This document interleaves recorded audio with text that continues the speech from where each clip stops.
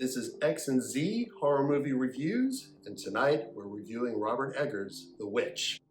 The Witch is a story about a Puritan family from England who's come to the United States, and they're living in a town, but they're not digging it, so they move to the wilderness, of course, and that's where they encounter the namesake of the movie.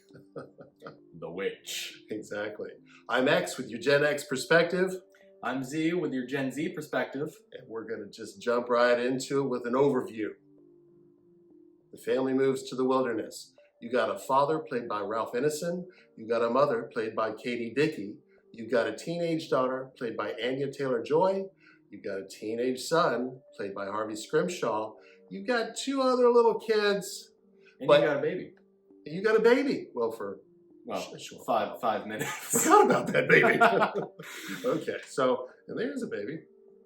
And of course, there's a witch. So, the family moves to the wilderness. They're having a hard time, as people tend to do in the 1600s.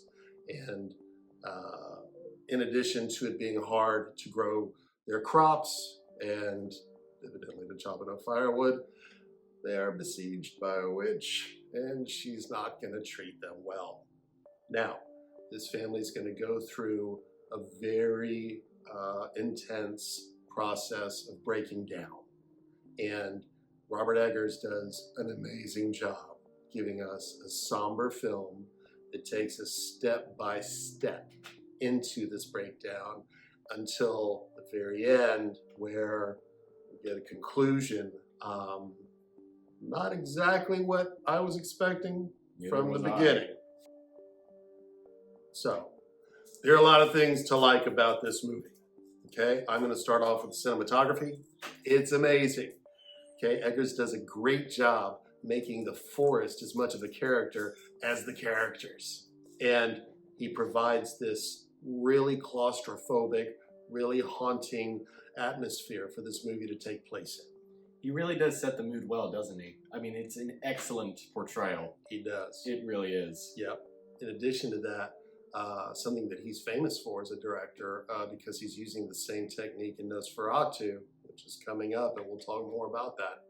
He uses candlelight to light the scenes, especially inside the cabin, and it does a really amazing quality. It goes a long way. It does. It really does. Mm-hmm. I liked The Witch in particular. Mm-hmm. I loved the creep factor. It was perfect. I've never seen a creepier witch. You really don't expect it. This whole movie is full of surprises, actually, including the animals, which we'll get to later on. You don't see much of the witch, which is a little unfortunate, but it is great. It does a really good effect because it makes it scarier.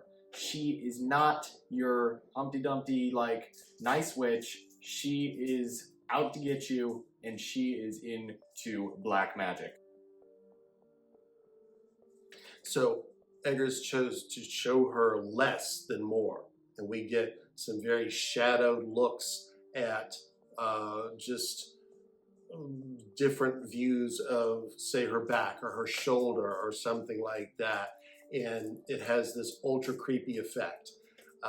We also get to see several different ages of her. We see her as maybe not middle-aged, but maybe a little older. We see her as a younger woman, and then we see her as an old hag. And wow, all these ages just make a huge impact because this is a witch that, like you said, is using black magic, and it shows. Yes, she does not have any definitive character. You don't know what her true form, I'll use that term, loosely. You never see what she actually is. So she could be far from human, but she's taking on that form. Yeah, exactly. Including one of the things that you brought up, an animal. So, tell them about the rabbit. Oh my, the rabbit. So, if you crawl deep into the forest of I don't know where, you'll find the creepiest rabbit. And they did that. This rabbit is downright creepy. I would not go anywhere near it. And it portrays the witch really well. She uses it to lure people, including Caleb, a character that we'll talk more about later, to her cabin or house. It's not exactly clear. It's It's a place of living. I mean, it's not exactly a cabin. The cabin hut. It's a witch house. It's something. It's witchy. She appears as a rabbit, and it is the eyes on this thing. You're looking at this rabbit, and like I bet most of you have never looked at a rabbit before and just said, "Oh hell no!" But this time you will, and it's effective. The other star in the animal cast is, of course, Black Phillip. Black Phillip does a great job. He could narrate your book. He'd do a great job. As it turns out, yeah, he kind of could. The cost may be high. The cost would be high. Anyhow, but this goat that they chose is perfect. I mean, you talk about an evil-looking thing. You might have to strike a deal with him. It's bad. It's bad. I really liked that the movie doesn't depend on just the witch to do all of the evil doing. The family does a really great job at breaking themselves down, too. The betrayal, the mental health decline on all accounts. Every each character. Yep. Every character. It is beautiful to watch. It's a little disturbing. It's not, like I said, it's not what you expect. This movie is not happy. It is not, you're not going into it, like, you're not going to feel good walking out of that theater. It's not a happy film. I think that there was a lot of devotion to playing the characters as they needed to be played.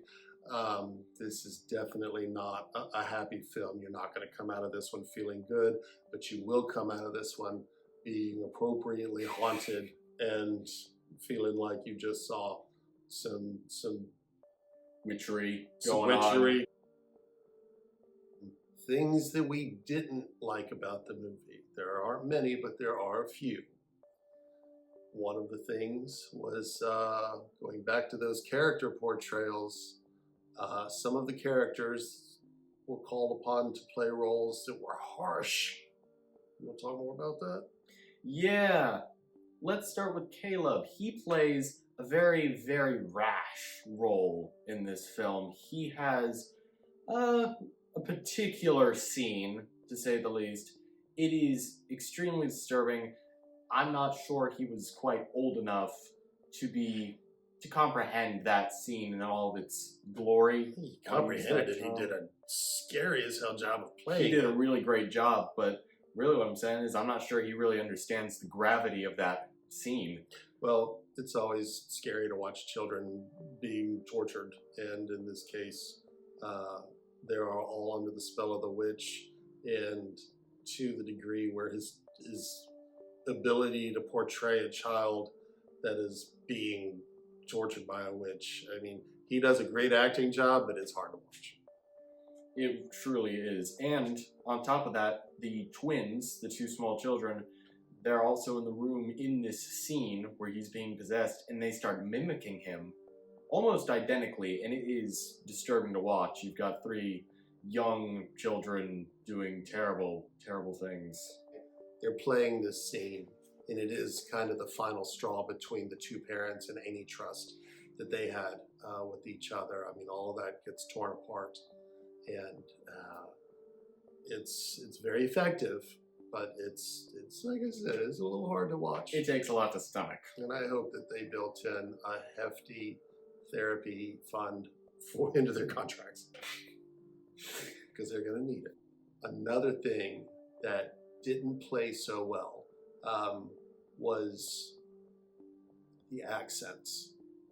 And Ralph Ineson in particular has a very heavy English accent, and it's hard to understand at points, to the degree that there were times when I had to turn on the subtitles, yeah. And I don't like subtitles. I'm not a big fan, but in this case, I had no idea what he was saying. So I think that could have probably improved upon a little bit. Right, they actually speak old English the entire movie. Yep. It's not modernized in any way or form. Right, it makes it a little hard to understand. And yes, it's period correct, and it's very effective. You know, one of my big dislikes with modern movies that try to depict older times is when they're using modern slang or modern phrases, and you're just thinking, wow, they didn't do any research at all. Robert Eggers did his research. Right, at the end of the film, he notes that each event and each scene is based on historical accuracy, or, you know, stories and or newspaper accounts, judicial records, in addition to folklore. Yeah, no, he made every effort and succeeded in making this a seriously historically correct film. The one scene which does concern the baby, it's in the beginning of the movie, and it's our first sight of the witch, and there's a scene where she's going to take flight. And instead of using any kind of special effects or wire work, he goes to this symbolic kind of out of focus scene of her. And I just felt like out of all the scenes in the movie, that one didn't work. It didn't work for me. What do you think about that one? Honestly, until you told me about it, I hadn't actually seen the scene that you're talking about. I didn't even notice it. It was so unfocused. I didn't even notice she was even taking flight. Okay. All right. So. All right. Well, maybe they needed to do a little bit something different for that scene. I feel like there's a lot of things they could have done. They corrected this in the very last scene of the movie, and then there's no question about what's happening there. Something that I didn't really like about the film was a certain plot device, that being of the silver cup. The silver cup was the mother's, and one day it just disappears out of nowhere. She starts to blame the daughter, Thomasin, for taking it or misplacing it, even though she had not. And eventually it comes to fruition that the father had done something with it, but allowed the mother to blame Thomasin. So it creates a rift between all of them, between the mother and the father, and between the mother and the daughter, and the father and the daughter. It's a lot of discord between them all. And in the end, it really doesn't matter at all. Yeah, there's not a lot of payoff with the cup. It's one of those things where it plays a role and then out it goes. So, and sometimes, you know, movies have that sort of thing. And I get the part where I think Robert Eggers wanted to throw a little surprise twist in the end, and he achieves that. And so this was kind of a red herring in that regard. But at the same time, you know, it might have been a little bit less distracting if there had been multiple plot devices used to create that distrust between the characters. You know, it's kind of going down one of the roads that I frequently go down as far as directors who are also writing their own scripts. And I think the directors have a very strong visual idea of what they want to do, and I think they understand what they want their characters to be. But one of their weaknesses seems to be plotting and follow through, and this happens frequently. And I see this because I'm a writer, and so call me, definitely. Was there anything else that jarred you or jumped out? Nothing that really comes to mind. Okay, all right. Everything else I really kind of liked. Both of us can say we really liked this film. We did enjoy it. We're reviewing this film because Robert Eggers has another film, a rather big one, coming out at the end of December this month on Christmas Day, Nosferatu. Yes. And we are very excited, the both of us, to see it. Yes. We'll be reviewing that. But before that, we're going to review a few other films, vampires included, beforehand. Yep. So we'll include a couple of other Robert Eggers films, so that we have a good grasp on what we think he's going to do with Nosferatu. We'll throw in a couple of vampire movies because, you know, you got to keep the theme. And that's where December looks like it's headed. So, until then, I'm X. I'm Z. This is our review of Robert Eggers' The Witch, and we thank you for watching. And it is perfect. What else did you like? I liked what you're saying a lot. I also liked that with this witch, Eggers chose to show her a lot less than more. So what we get, really? The whole thing. 2 hours later. But that's one of the things that we liked. We should have put that in the beginning. All right, we're moving on. All right, another thing that I didn't like was one scene in particular that Dogs take place, evidently. cut it out. Oh, it's a busy morning. Oh, Monday. Yeah, definitely. And Well, Robert Egg. No, okay. no.